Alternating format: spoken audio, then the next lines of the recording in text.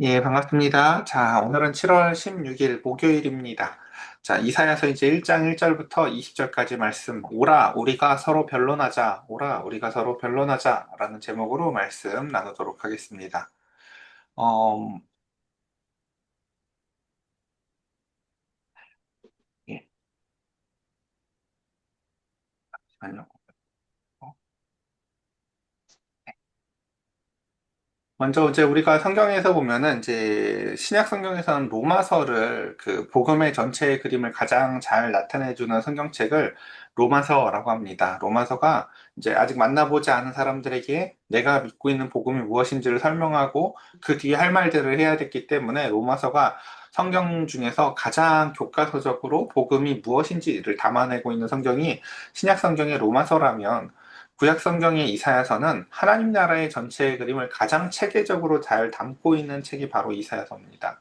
물론 분량이 66장, 굉장히 많기도 하지만 그 가운데에서도 그 가장 체계적으로 짜임새 있게 쓰여져 있고 모든 저는 이런 느낌을 받거든요. 만약에 비유를 하자면은 하나님의 나라를 중국집 중식당이라고 비유를 한다면은 그 도구 하나하나들, 재료 하나하나들을 다 소개해주고 이것이 어떻게 합쳐져서 이런 음식들이 만들어지는지를 소개하는 것들처럼 이사야서는 복음서에 나타나는, 그러니까 이사야서는 성경에 나타나는 하나님의 속마음들 하나하나를 굉장히 잘 나타내주고 있습니다.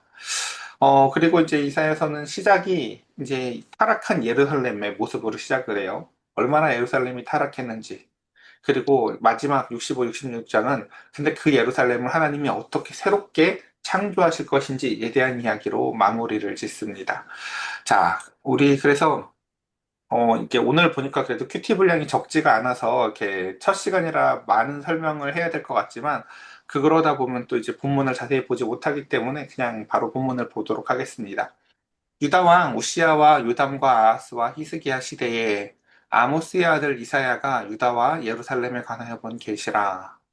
그러니까 지금 이제 네 왕이 등장을 하죠. 우시야 왕 시대 때라고 표현을 시작하라는데 이제 이렇게 생각을 하시면 좋을 것 같아요. 중요한 건 왕들의 이름 이렇게 우리 이게 역사책이 아니에요. 하나님은 언제 어떤 방식으로 일을 하시는가 봤더니 우시야 왕 때가 어떤 때냐면요. 우시야 왕 때가 가장 강성하고 번성할 때 중에 하나거든요. 근데 하나님이 이사야를 언제 부르냐면요. 우시야 왕이 죽던 때에 불러요. 이게 무슨 뜻인지 아시겠어요? 그러니까 우시아 왕이 죽고 온 나라가 미래에 대한 두려움으로 흔들려요. 야, 우시아가 죽었는데 과연 우리가 괜찮을까? 저 강대국 아수르가 이제 가만히 안 있는데 이거 어떻게 괜찮을까? 그러면서 온 나라가 흔들릴 때 그때 하나님은 도리어 그 시대의 한복판에서 이사야를 부르셔서 흔들리지 아니하는 저 하늘에 있는 하나님의 보좌를 보여주심으로써 이사야를 부르시며 이 시대의 말씀을 이끌어 나아가세요. 우리 시편, 우리 이제 얼마 전에 살펴봤었던 시편의 이야기로 비유를 하자면, 우리 시편 12편, 시편 14편 이런 데 기억나세요? 하나님한테 막 고소하잖아요. 하나님 대체 뭐 하는 겁니까? 의인이 지금 저 끊어져 가는 나무처럼 끊어져 나아가고, 이 공동체가 지금 이렇게 황폐해져 가는데, 하나님 뭐 하십니까? 라고 하나님한테 따지는 이야기가 여러분 그 시편 이야기였잖아요. 그쵸? 저는 그런 거 보면 막 하나님의 대답이 너무 궁금한데 놀랍게도 이사야서는요 하나님이 백성들을 향하여 야 너 이런 죄도 짓고 저런 죄도 짓고 이렇지 자 와라 나랑 변론해보자 라고 하나님이 백성들에게 따져보자고 얘기를 하세요. 자 그래서 저는 참 이게 배열을 정말 잘한 것 같아요. 시편 여기서 끊고 이 뒤에 이사야서를 배열한 게 정말 탁월한 배열인 것 같아 보이는데 그래서 한번 오늘 이제 1장 2절 한번 살펴보도록 하겠습니다. 이제 어, 하나님의 고발, 소와 나기만도 못한 백성, 이 이야기 한번 천천히 보도록 합시다. 하늘이여 들으라, 땅이여 귀를 기울이라. 여호와께서 말씀하시기를, 내가 자식을 양육하였거늘 그들은 나를 거역하였도다. 소는 임자를 알고 그 임자를 알고 나귀는 그 주인의 구유를 알건만은 이스라엘은 알지 못하고 나의 백성은 깨닫지 못하는도다 하셨도다. 자, 제일 처음 시작이 그런 이야기였죠. 그 시대가 언제였다라는 얘기였었어요. 그래서 이제 시대의 이야기로 시작을 했다면 두 번째 이제 무대가 어디로 옮겨져 가면요. 하나님이 법정을 여세요. 하나님이 판사시고 그 가운데서 법정을 여시는데 그 하늘 법정을 여셨는데 그 가운데서 제일 처음에 하신 일이 뭐냐면은 자, 증인들 들어오세요 라고 하면서 증인들을 불러요. 그 증인이 하늘과 땅이에요. 자, 증인들 잘 들으세요 라고 얘기만 말씀을 시작합니다. 그러면서 처음에 하나님이 이렇게 얘기를 하시죠. 자, 나는 자식을 양육했습니다. 여기서 중요한 포인트는 자식이라는 단어가 아니라 양육했다는 거예요. 나는 저들에게 이렇게 양육하였는데 저들은 나에게 거역을 합니다. 라는 거예요. 그리고 심지어 우리가 굉장히 고집이 세다고 이제 흔히 알고 있는 소나 또는 굉장히 어리석다고 알고 있는 나귀조차도 적어도 밥통이 어디고 주인인지 어딘지는 압니다. 이거는 짐승도 아는 기본적인 사실입니다. 그런데 저 백성들은 자신의 주인이 누구인지, 자신의 밥통이 어디인지도 알지 못합니다. 짐승만도 못합니다. 라고 하나님은 변론을 시작해 나아갑니다. 어, 우리가 성경을 읽을 때 중요한 포인트 중에 하나는 이런 거죠. 이게 옛날 이야기를 우리한테 알려주려고 하는 게 아니라고요. 우리는 이런 본문을 볼 때 우리에게 끊임없이 첫 번째 질문을 해야 돼요. 과연 나는 나를 먹이시고 나를 입히시는 분이 누구인지를 알고 있는가? 나의 참 주인이신지를 내가 혹시 잊고 살진 않는가? 라는 거죠. 자, 그 다음 한번 이어서 봅시다. 슬프다 범죄한 나라요 허물진 백성이요 행악의 종자요 행위가 부패한 자식이로다. 점점 이렇게 줌인해 들어가죠. 나라 전체가 그렇고 백성이 그렇고 그 종자가 그렇고 그 한 자식 자녀 하나하나가 다 이와 같이 부패했어요. 그들이 여호와를 버리며 이스라엘의 거룩하신 이를 만홀히 여겨 멀리하고 물러갔도다. 너희가 어찌하여 매를 더 맞으려고 패역을 거듭하느냐? 온 머리는 병들었고 온 마음은 피곤하였으며 발바닥에서 머리까지 성한 곳이 없이 상한 것과 터진 것과 새로 맞은 흔적뿐이거늘 그것을 짜며 싸매며 기름으로 부드럽게 함을 받지 못하였도다. 이들은 마치 그 신약 성경에 나타나는 그 강도 만난 자처럼 이곳저곳 상처를 인생을 도둑맞고 두려움에 휩싸이고 헛된 우시아 때에 나타났었던 경제적인 부유함에 의지하여 살기도 하고 하는 가운데서 수많은 사람들이 강도만은 인생들을 맞이합니다. 하나님은 그들을 싸매시고 입히시고 또한 여관에다가 맡기셔서 그들을 보호하시는 일을 행했지만 그 가운데에서 그들은 여전히 자신들의 죄악을 알지 못한다라고 말씀하십니다. 그러면 그 다음 좀 더 봅시다.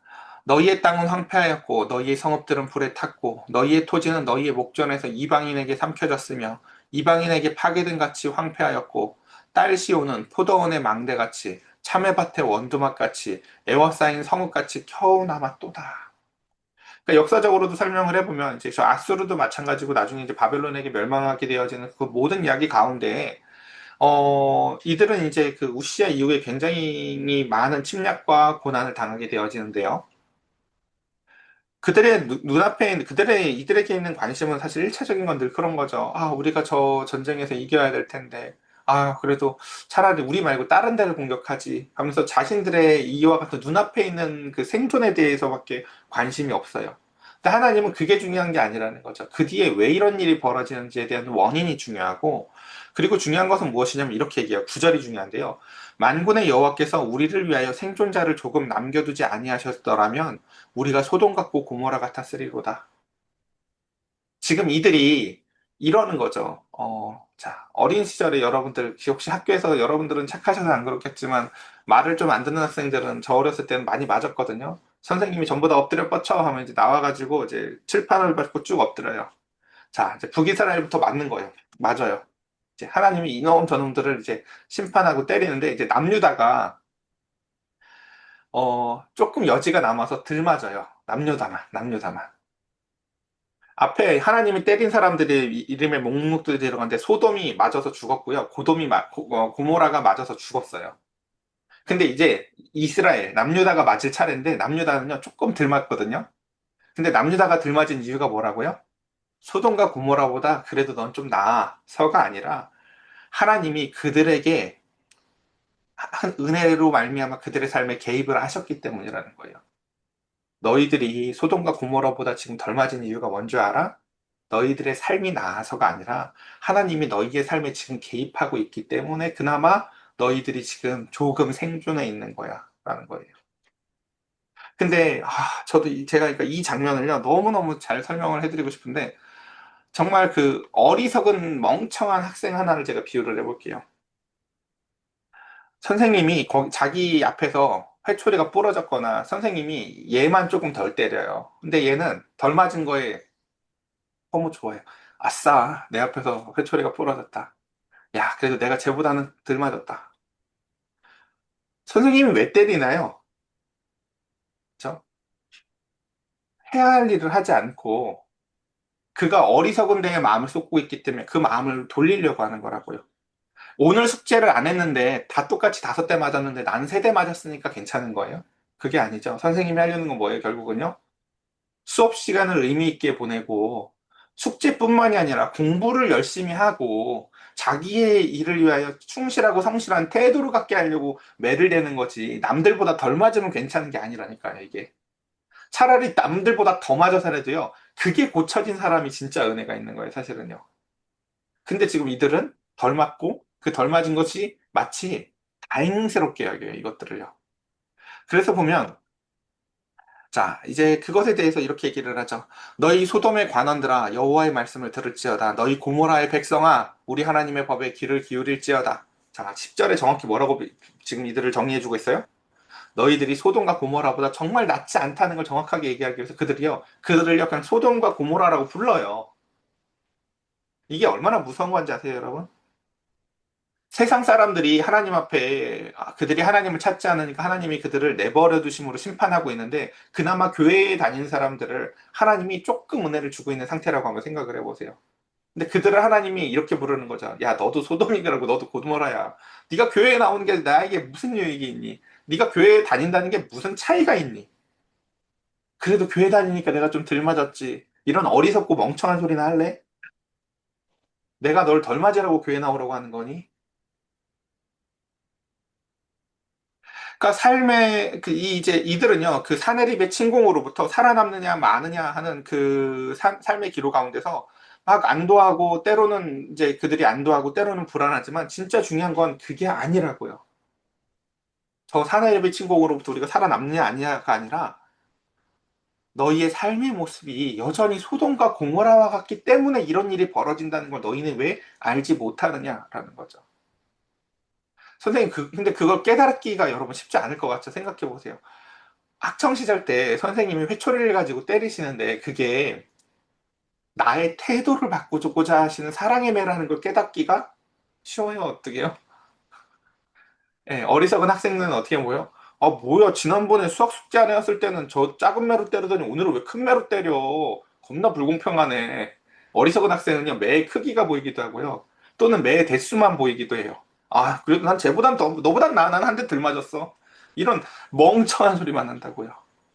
하나님이 지금 유다 앞에 손을 다른 나라들보다 좀 덜 대시면서 네가 더 나아서 덜 되는 게 아니야. 덜 맞댔다고 괜찮은 것도 아니라고. 내가 너에게 지금 이 회초리를 들고 있는 이유를 알아라고 하면서 계속 그 죄 몫을 얘기하고 있죠. 너는 지금 소보다 돼지보다 개보다 저 짐승들보다도 모르잖아, 못하잖아. 네가 왜 맞아야 되는 건지 모르겠니? 라고 설명을 하세요. 그러면서 여러분 이제 여기서 질문을 하나 던져야 돼요. 무엇이 이들을 이토록 어리석게 만들었을까요? 이스라엘을. 소돔과 고모라의 백성처럼 만들었을까요? 이들을. 놀랍게도 이사야는요, 정말 놀라운 얘기를 해요. 항상, 왜 이들이 이렇게 됐을까? 우상을 숭배해서요, 뭐 이럴 것 같죠? 이들이 이렇게 악해지고, 이들이 이토록 엉망진창이 된 이유를 이사야는 뭐라고 고발하냐면요, 예배라고 그래요. 너희의 예배 때문이야. 라고 얘기를 해요. 어떤 예배요? 형식만 남아있고, 그러니까 아까 얘기했잖아요. 그러니까 하나님이 그들을 손대셔서 고치고자 하는 것은 태도잖아요. 예.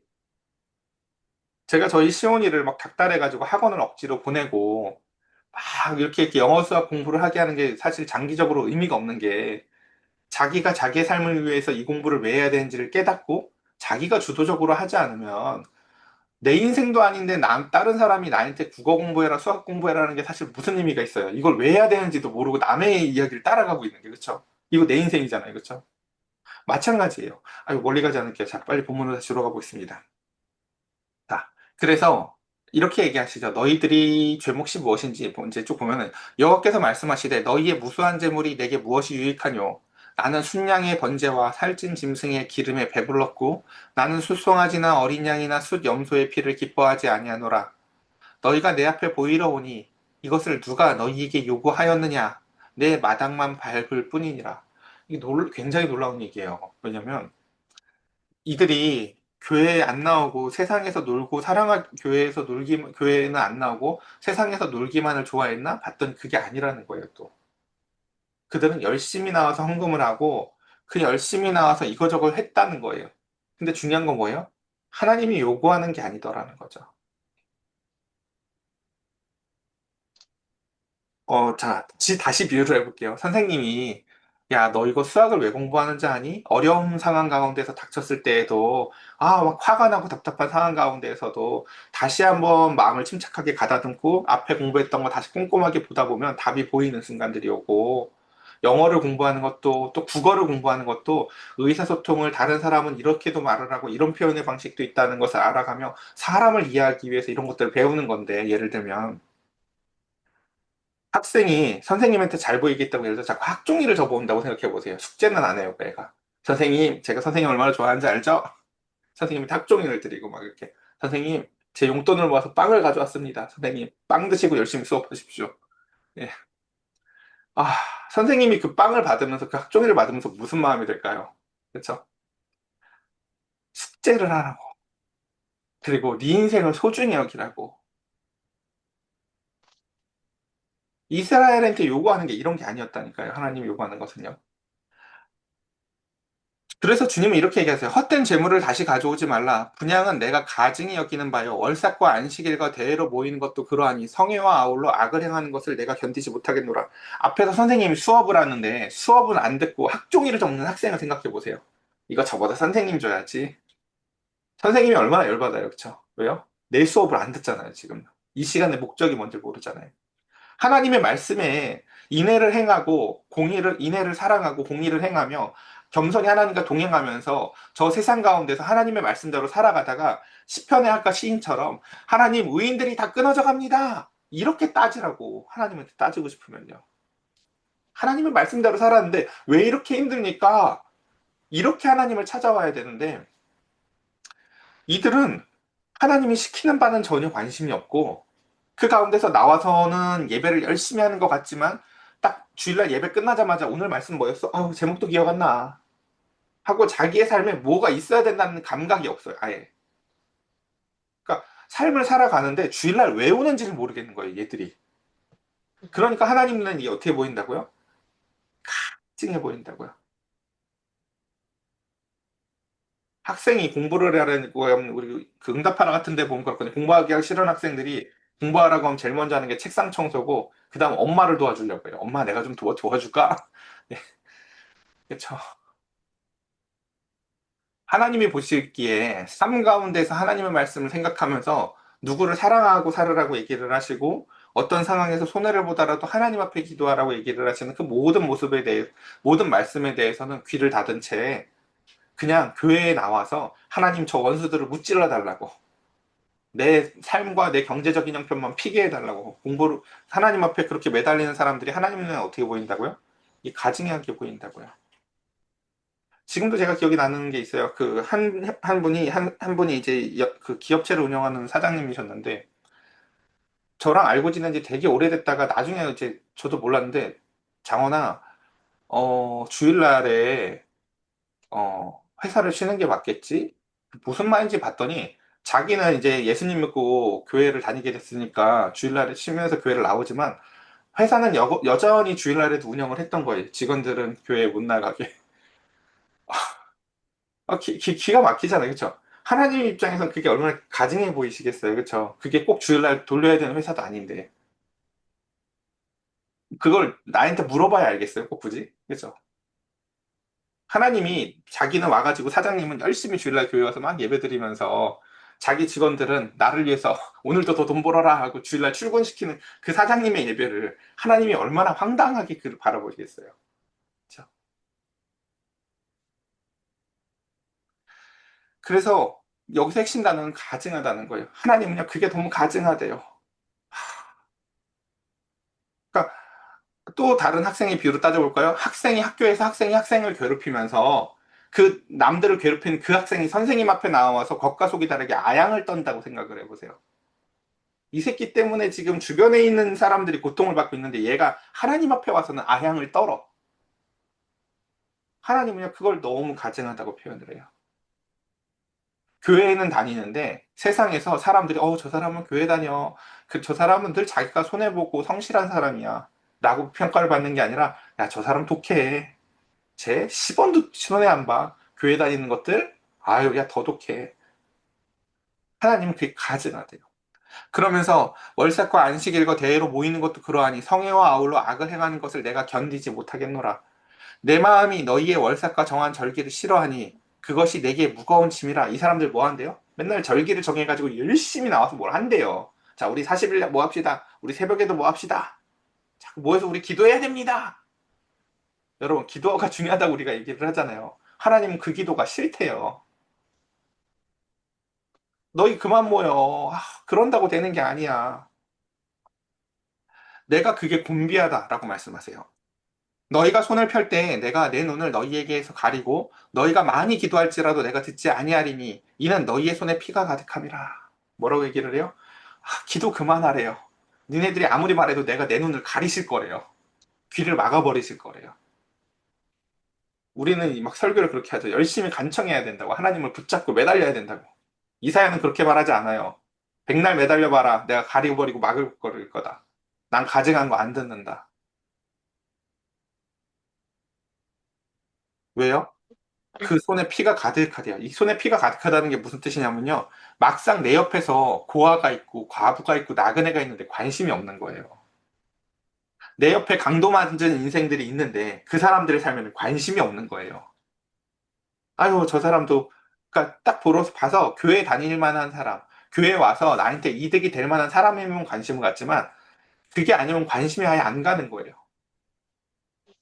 그러면서 너희는 스스로 씻으며 스스로 깨끗하여 내 목전에서 너희의 악한 행실을 버리며 행악을 그치고 하나님이 그들의 기도를 안 듣고 하나님이 그들에게 눈을 가리시는 이유가 무엇이다? 17절.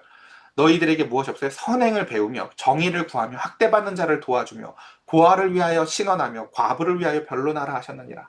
하나님이 원하는 게 다 뭐예요? 보면요. 삶의 영역의 얘기들이에요. 그러니까 우리가 여기서 이제 굉장히 하나님과 사람의 큰 차이가 있어요. 사람은 예배에 와서 이런 얘기를 해요. 아유, 찬양이 마음에 안 들어. 아유, 여기는 예배가 절도가 좀 없어. 우리는 예배 순서를 가지고 엄청 목숨을 걸거든요. 어, 진짜 여러분들이 이제 교회를 뭐 많이 안 다녀보셨겠지만 여러 곳을 좀 이렇게 장로교 중에서도 빡센 곳은요. 그 복음성가 가운데서 모르는 복음성가를 부를 때에도 당회에서 제지를 해요. 아유, 이건 우리 교회가 하던 찬양이 아니에요. 이렇게요. 그러니까 그런 거에 목숨을 건다고요. 예배 시간에 드럼을 써도 되는가? 예배 시간이 지금 저래도 되는가? 네. 근데 놀랍게도 하나님의 지적사항에는요, 예배의 형식에 대한 지적이 없어요. 야, 예배가 그래도 임마, 사도신경을 먼저 하고 시작을 해야지, 임마. 야, 종을 딱 치고, 묵도하고. 하나님이 이들의 예배에 대해서 그 어떠한 예배의 형식도 지적하지 않아요. 하나님이 지적하는 건 뭐예요, 다? 너희들의 삶이에요. 삶이 그따군데, 나와서 계속 이러는 게 나는 가증해서 못 듣겠어. 못 보겠어. 라고 말씀하세요. 그러면서 이제 그래서 삶 속에서 인애와 공의와 의의가 없는 사랑과 그 실천과 꾸준함이 없는 예배당 안에서의만 뜨거움은 하나님 앞에선 그게 뭐라고요? 가증함이다라는 거예요. 그래서 하나님은 주일 예배를 원하시는 분이 아니에요. 야, 주일 지켜야지 너. 아니에요. 주일 당연히 지켜야 되는데요. 하나님은요, 그거보다 욕심이 좀 더 크세요. 뭐라고요? 우리의 삶 전체를 원하세요. 내가 언제 주일만 잘하라고 그랬어. 그래서 자, 이제 여기가 핵심이에요. 수많은 이스라엘의 죄목과 증거들을 주님이 나열하셨어요. 너희들의 배은망덕함, 모양만 있는 예배, 가증한 제사들, 이웃을 향해 피 묻은 손들. 지금 저 판사가 저 앞에서 그 죄목들과 증거품들을 막 내어놓고 있어요. 여러분, 하나님은 이 재판을 어떻게 이어나가실까요? 우리 보통 생각하기에는 자, 이게 네 죄다. 너 이제 얼마나 큰 벌을 받아야겠냐? 라고 하며 압박을 하실 것 같거든요. 근데 놀랍게도 하나님은 여기서 굉장히 놀라운 말씀을 이렇게 하세요. 여호와께서 말씀하시되 그 판사가 이제 그들의 죄목과 그들의 증거품을 다 나열하놓고 이렇게 얘기해요. 자, 오라, 우리가 서로 변론하자라고 하면서 하나님이 이제 이야기를 해보자고 하세요. 그럼 무슨 이야기를 변론하고 싶을 걸까요? 자, 이거 한번 우리 필세이사님으로 예를 들어볼까요? 하나님이 어느 날 필세이사님의 죄목들을 쫙 내어놔요. 필세야, 이게 네 죄들이다. 자, 우리 한번 같이 얘기 좀 해보자. 라고 하면 지금 내 죄들을 여태까지 쭉 말씀을 하셨으니까 그 다음 막 뒤지게 혼낼 것 같잖아요. 그쵸? 너 그때 왜 그랬어? 내가 이렇게 줬는데도 너 뭐 했어? 막 혼내야 될 것 같잖아요. 그쵸? 근데 하나님은 굉장히 여기서 양가적인 이야기를 해요. 뭐라면은 자, 이게 여태까지 이게 다 너의 제목들이다. 삶이랑 상관없는 예배들, 이웃을 돌보지 않은 것들 막 이렇게 얘기를 하신 다음 뒤에 이렇게 얘기를 한다는 거죠. 와, 자, 나랑 한번 얘기 좀 해보자. 너의 죄가 저 주홍 핏빛같이 그 흰 천에 그 물들어 버린 핏빛 같을지라도 눈과 같이 내가 희게 할 거다. 너가 진홍같이 붉은 죄로 사람들의 마음에 피멍을 들게 하고 네 죄가 이렇게 붉은 붉게 물든 그 핏빛같이 다시는 지워지지 않을 천에 물든 핏빛과 같은 죄가 가득할지라도 내가 그것을 희게 할 거다라고 여기서 이렇게 말씀하신다는 거예요.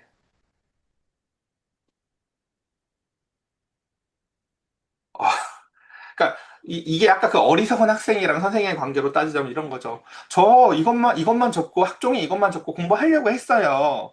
아까 그건 제가 일부러 안 한 게 아니라 엄마가 심부름 시켜서 그거 한 거예요. 그러니까 우리는요 그 분홍과 같고 붉은 핏빛과 같은 우리의 죄목을 다투려고 들어요 하나님이랑. 하나님이 그건 오해하는 거예요라고요. 근데 하나님은요 우리랑 죄목을 갖고 다투지 않아요. 우리가 붉은 죄와 붉고 핏빛과 같은 죄를 졌다는 건요 그냥 기정사실이에요 이건요. 하나님은요 그걸 갖고 우리랑 싸우지 않아요.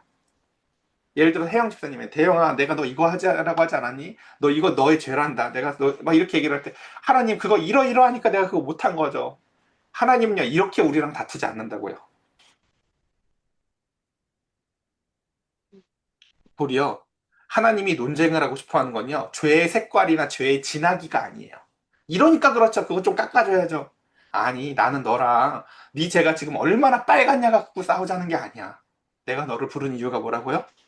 나는 너하고 네가 이렇게 많은 죄가 있을지라도 너하고의 관계를 끝낼 생각이 없단다. 나는 너의 죄를 덮은 거엔 관심이 없단다. 들춰내서 그 흔적을 깨끗이 지우길 원한다. 그러니까 나랑 와서 얘기해보자. 라고 하나님은 말씀하신다는 것입니다.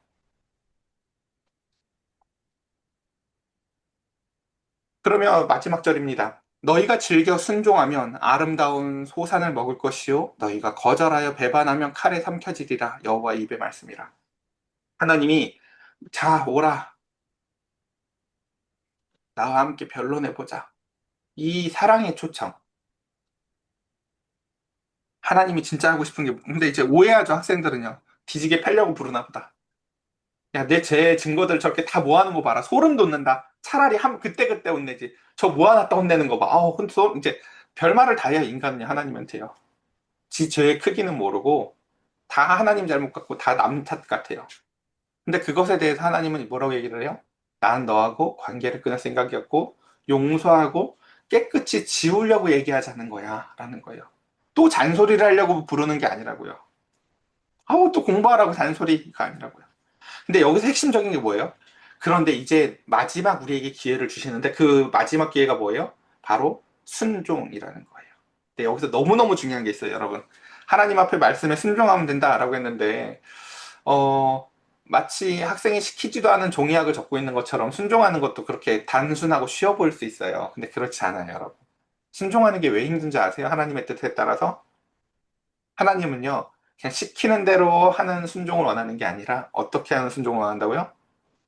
너희가 즐겨 순종하면. 순종 앞에 뭐가 있어야 된다고 얘기를 해요?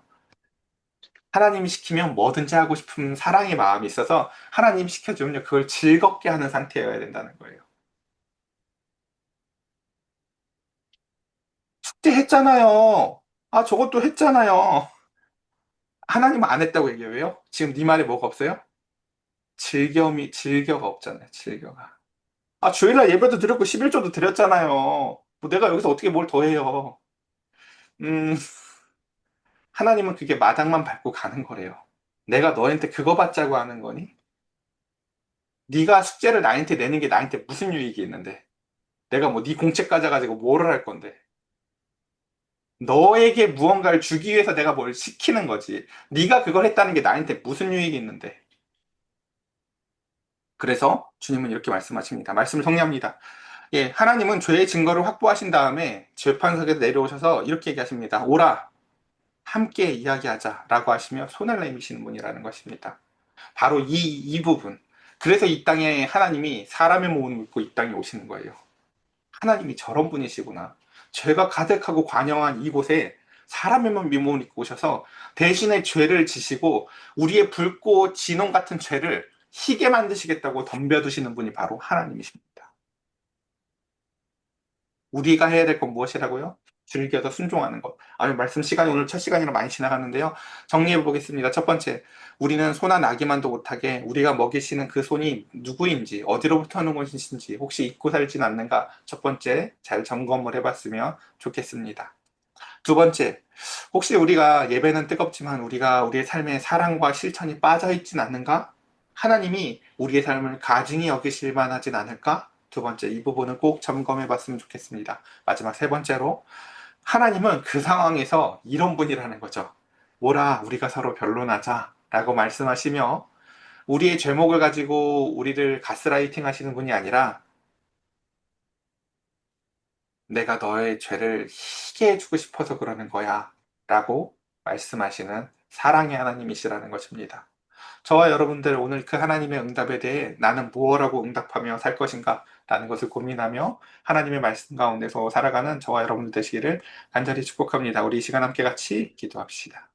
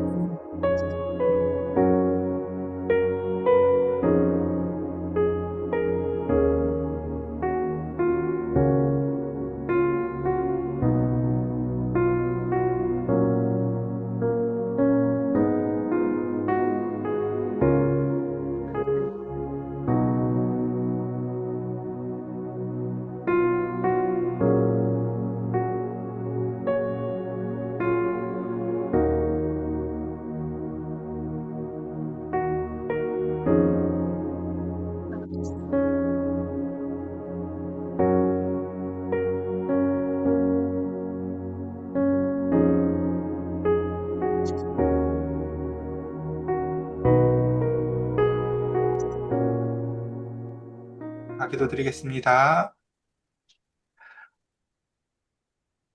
소가 나귀보다도 못하게 그 구유를 알지 못하고 그 주인이 누구인지 시편의 언어로 따지자면 내 삶에 하나님이 없는 존재들과 같이 살아가는 이스라엘 백성들을 주님, 긍휼히 여기시는 하나님, 그들의 죄 몫을 나열하시고도 주님은 그들을 책망하시기보다 오라, 우리가 서로 변론하자. 대체 나랑 무슨 변론을 하자는 건가? 나 그렇게까지 나쁜 놈 아닌데 이런 어리석은 생각에 빠져 있는 이스라엘 백성을 향하여 너희의 죄의 진하기를 따지자는 게 아니다. 음, 부는 것 같고 지는 것 같고 주홍과 같이 붉은 죄라 할지라도 나는 그것을 희게 해주길 원한다. 라고 말씀하신 하나님. 내 인생의 그 죄의 색깔을 변명하기만을 급급해하는 인생이 아니라 하나님 앞에 나의 연약함을 내어놓고 주님이 그럼에도 불구하고 우리의 죄악을 희게 만드시기 위하여 우리의 삶의 태도를 바꾸시고 우리의 마음을 이제는 즐겁게 순종하는 자로 변화시키시기 위하여 우리에게 사랑을 끊임없이 쏟아부으시는 하나님의 은혜를 찬송합니다. 우리 사랑하는 성도들, 주님, 주님을 가증히 여기는 삶을 주님이 가증히 여기는 삶의 모습이 아니라 하나님을 즐거워하는 삶의 모습으로 살아나가기를 원하오니 성령님 은혜와 사랑과 깨달음을 더하여 주시옵소서. 우리 주 예수 그리스도의 이름으로 기도드렸사옵나이다. 아멘. 아멘.